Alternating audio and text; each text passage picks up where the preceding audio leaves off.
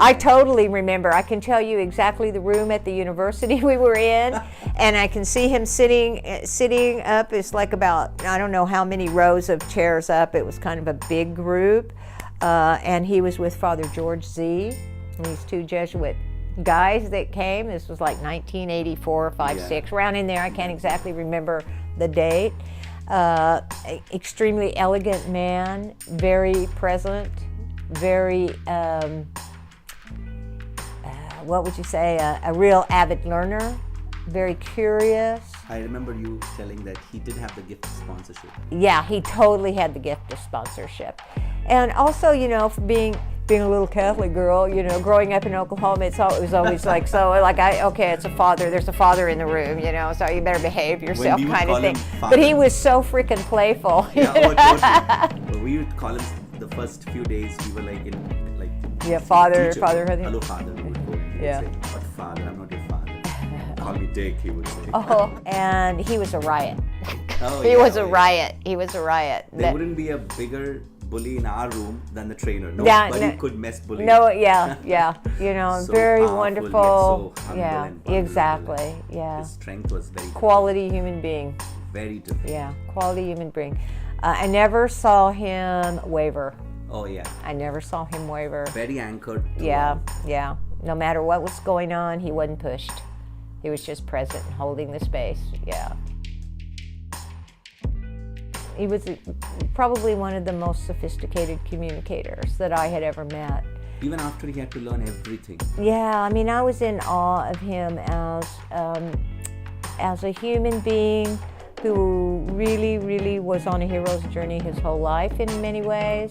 You know, he had polio as a young man. They didn't think he was going to live. He did live. He taught himself how to, you know, use his body again because he lost proprioception by watching a baby move, how the baby moved, what muscles engaged. And he would again could not move his hands and very freely right in the end. He had to watch the neuropathway. Exactly.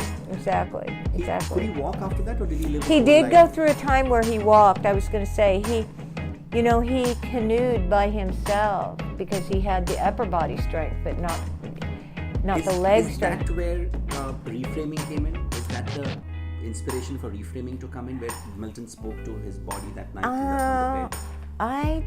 I don't know about that. Let me think about that. But you know, he took a canoe down the entire Mississippi River by himself. Yeah, and he told someone to. I remember that story where climb Squaw Peak. Yeah. He told a lot of people to climb Squaw Peak. Yeah. So he that journey as a hero. He was an incredibly good psychiatrist, but he wasn't. How do you say it? It was the time frame was the time when he was ahead of his time. He was way ahead of his time because it was a time of psychoanalysis, and he would just go, you know, I don't want to take 8 years to decide if I should get married or not. And so in a way, he's kind of the dad of brief therapy. And he took a lot of flack for that. They tried to take his license away for that. But then they made him the president in the end. In the end, you know, that's right. And so for me, he was always an amazing inspiration as a human being, that he really stayed on his hero's journey. He didn't, you know, allow himself to be pulled away or pushed away. He had polio a second time. Oh, second time. He did. That's when he lost his legs and then was in a wheelchair. I think that was in his 50s. I guess there's 3 types of polio, and he had 2 of the 3. And then he lived till 80. Well, this I wasn't aware of. Yeah. And Dick would mention all sorts of stories of him, the Jesus Christ, the man in the asylum, how he dealt with that person, and the woman who wanted to commit suicide, and how he dealt. He would use these cases and I remember those. Yeah, I remember those stories. You know, how do you pronounce that name? Satir, Virginia Satir. Well, Virginia Satir is the mom of, you know, systemic constellations. Really, she's the systemic constellation. She's the mom of that. family constellations and team constellations, came after that. But she's sort of the mom of that.